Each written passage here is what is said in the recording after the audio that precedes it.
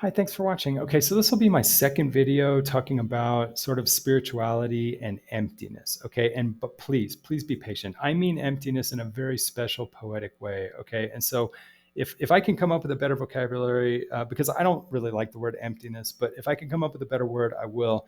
But I'll try to explain why I think a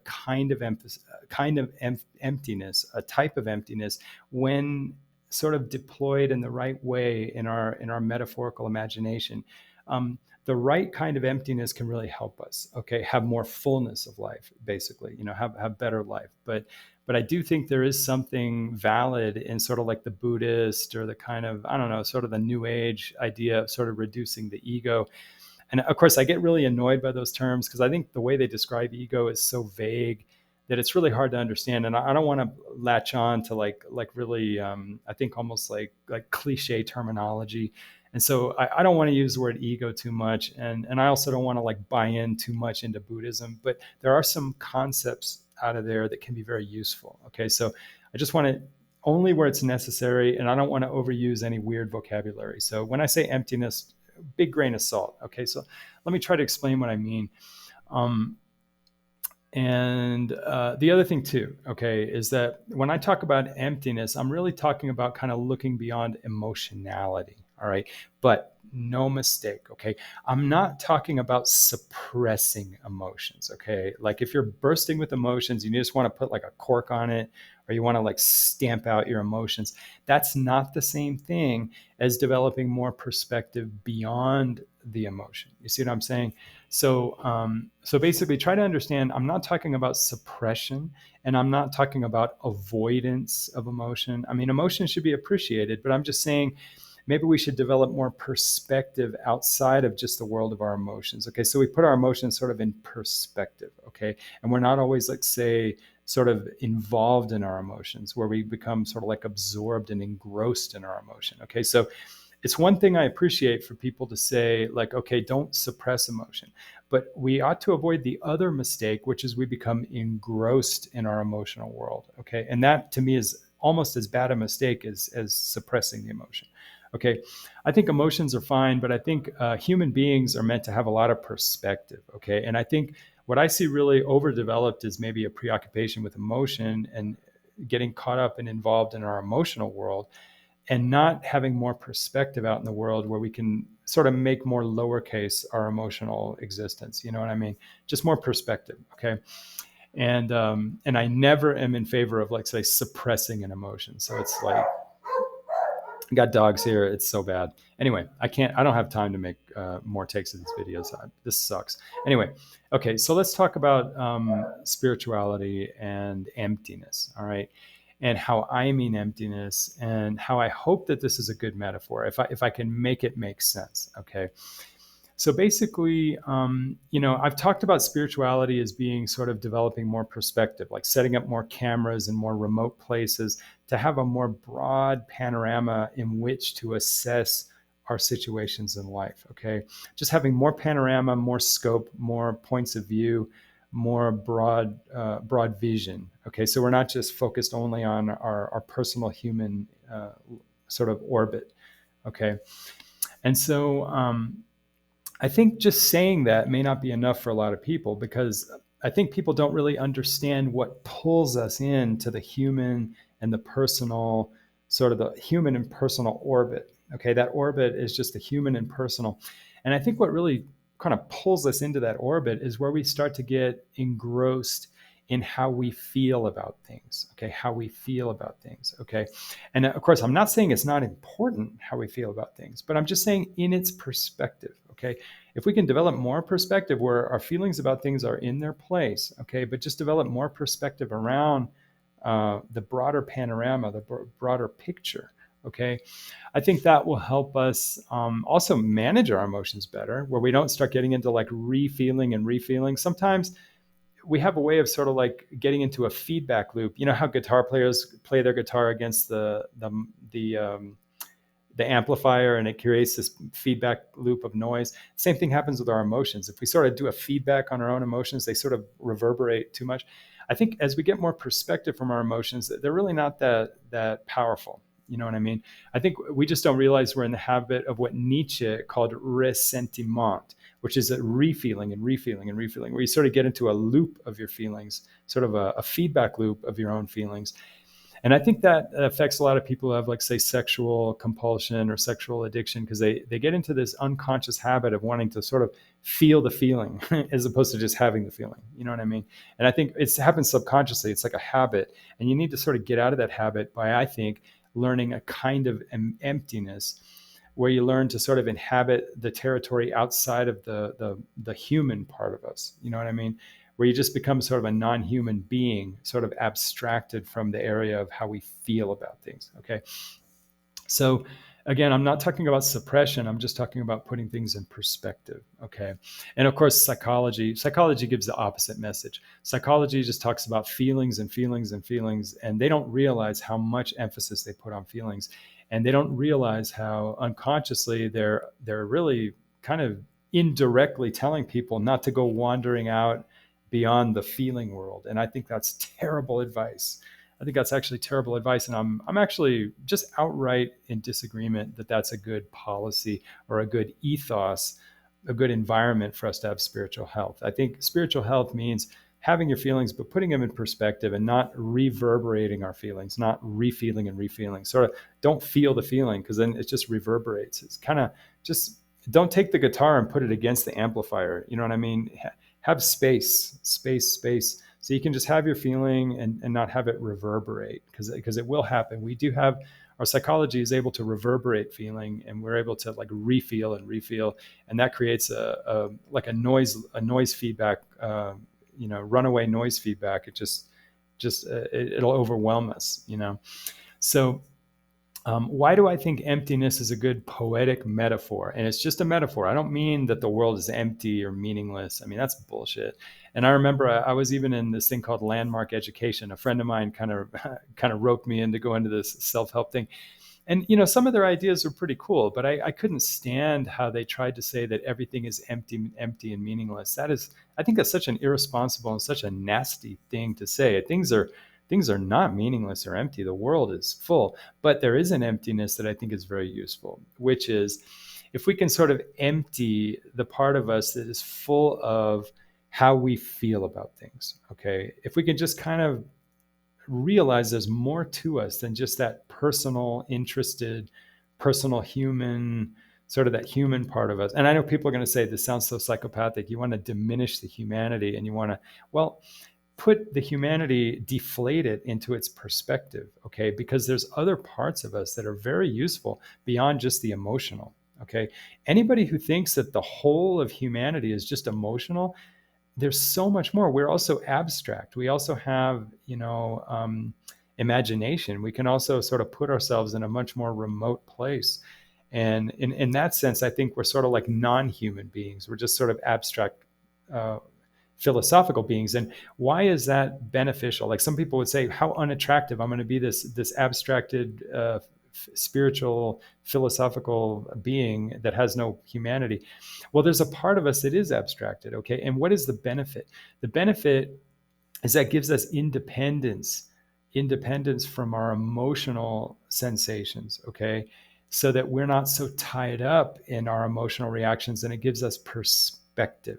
Gives us perspective so that we can be more, I'm going to say, more objective, okay? I don't mean that what I perceive outside my emotions is actually objectively true, but it's relatively more objective. I should say it's less subjective, okay? Because when we get too caught up in our feelings, we end up with a lot of bias, okay? So I really think that there's a lot of benefit, I think. And also, if we're less caught up in how we feel personally about things, okay, we can actually become more involved in the actual circumstances of the world without being burdened by the biases of how we personally feel about it, okay? And also, if we can get more, let's say, engaged in the world outside of how we personally feel, okay, we can actually maybe develop more ability to actually have extensive engagement in the world despite our petty, let's say, intolerances, okay? So we actually sort of overcome a lot of our prejudices and maybe our bad, spoiled kind of spoiled tendencies, because we actually sort of, in a way, sort of let go of our attachment of how we feel about things, and really just get out and engage in the world and sort of leave our prejudices behind. Okay. But unfortunately, our prejudices don't come to us in a book labeled prejudice. They come to us in a book labeled how I feel. You see what I mean? So, oh, that doesn't feel comfortable. Yeah, because that may be a prejudice. You know what I mean? And so, in a sense, I think there's a lot of benefit, and we actually become more human if we can actually deflate our so-called humanity, the emotional humanity. And then I think what we'll develop is not a non-human. Okay. It feels like that at first. And that's why you have to use weird metaphors, because it feels like it's non-human, because all you know is the emotional self. But what you're really developing is the more, how would you say, the more transcendent self. Okay. The more transcendent self. So it's not really a non-human, but you kind of have to think of it like that, because you start off as just an emotional being. Okay. And so, in a sense, you have to sort of use like the tricks, like the craft of metaphor, and you have to sort of imagine the world abstracted away from how you feel, and know that you are also located, let's say, in the world of remote perspective. Okay, because we all have remote perspective. We can all appreciate a panorama. We can all appreciate a horizon.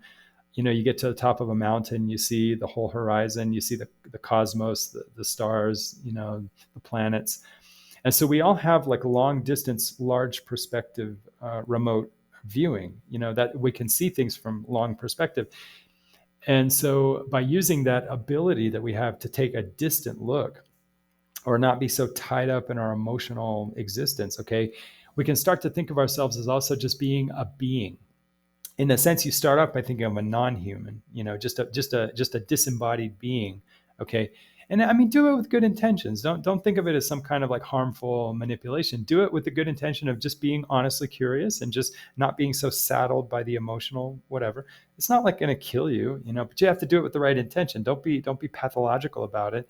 Don't be creepy about it. Just think of it in a clean, healthy way, of just being sort of abstracted, and not being so having an identity as just a being without all the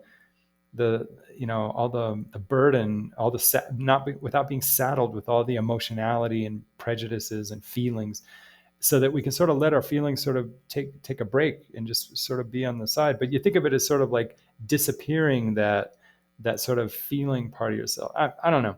I know, I'm going to be accused of suppression. It's not suppression, but you just kind of vanish the sense of fullness in the emotional self. And so in that sense, it's the nothingness, it's the emptiness. You sort of empty yourself of all that. I'm going to call that reactive, emotionality, whatever. Just sort of empty yourself. And it's not a denial. You're not denying it. You're not saying it's not important. You're using the craft and the methods of our imagination to sort of put it aside and explore the other parts. Okay, so I'm not saying it's not good to have emotions. Emotions are part of the overall picture. I'm just saying put it in perspective. But you have to use craft to get it over there on the side. So you have to use devices like emptiness. You have to use devices like nothingness, because you're using mechanics of the mind to try to get that thing off to the side, so you can sort of open up a more sort of just pure being. Okay, and in the process, not just to contemplate the world, but to get engaged in the world. So you're actually now not so preoccupied with how things feel, but you're now preoccupied with just engaging in things as they present. Okay. And so now, granted, when that happens, we're going to have withdrawal symptoms. Okay, major withdrawal symptoms, because you're going to feel like, oh, but I'm giving up all enjoyment. I'm giving up. Yeah, give up all that stuff, because just get engaged, because it's like a bargain. You do that because as a bargain, it's going to benefit more. You're going to be more objective. You're going to have, like, say, less prejudicial interactions with people. Okay. Things are going to be more, maybe you're going to work harder. You're going to put more effort into things, because you're not so preoccupied with how things feel. You know what I mean? And so, and you may even sacrifice a lot. Like you may be more uncomfortable, or maybe even put yourself at some risk. I mean, everything within reason, right?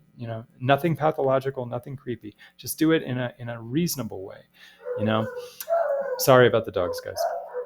Terrible. I really apologize. Anyway, so that's how I mean. I'm sorry, God, terrible. Anyway, that's what I mean by emptiness, and that's what I mean by nothingness. You sort of do a nothingness and emptiness to that part of you that cares and feels and reacts and has how things feel. Basically, it's kind of like, and what you're developing is the transcendent part of us. Okay, and if we just get only wrapped up in how we feel, there's going to be no transcendence, or very little transcendence. Okay, and in that sense, we're like not allowing other dimensions of ourselves to grow. So you have to start by kind of that emancipation from, let's say, the feeling how I feel, and so you do have to kind of empty it in a way. Oh, and if anybody can come up with a better metaphor, use the metaphor that works better than emptiness. Emptiness may be a lazy metaphor. It may be a cheap metaphor. Maybe I may just be taking a cliche off the shelf, and maybe there is a better poetic, metaphorical device.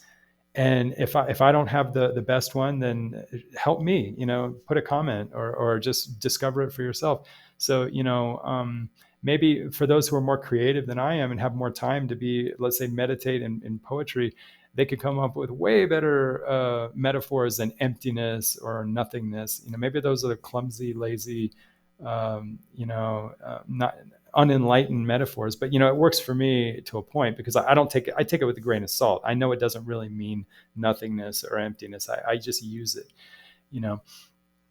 So, but also understand, not to be afraid of, let's say, in a sense, sort of stepping away from the human part of ourselves, because in a sense we can never stop being human. Okay, but what we're really doing is we're just kind of letting go of that prejudicial part of ourselves. Okay, or that part of us that's so self-interested that we can now just engage in the world, and sort of develop a more transcendent existence, that really is, in a sense, giving up on that how I feel part of ourselves.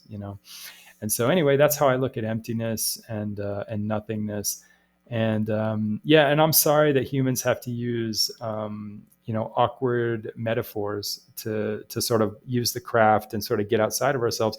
But the craft of being a human requires a little bit of tweaking and playing with meanings, because you have to use the imagination to sort of slough off things that are so customary for us. Okay, and it is very normal for us to really guide ourselves based on how we feel. Okay, and by the way, when I say feel, I'm not just talking about the standard emotions, because a lot of people say, like, psychopaths and narcissists, like, they have no feelings, they got no feel. Oh, they got plenty of feelings. They just don't have, let's say, the standard feelings that we want them to have. Okay, the feelings they have are probably more on the level of like raw stimulation.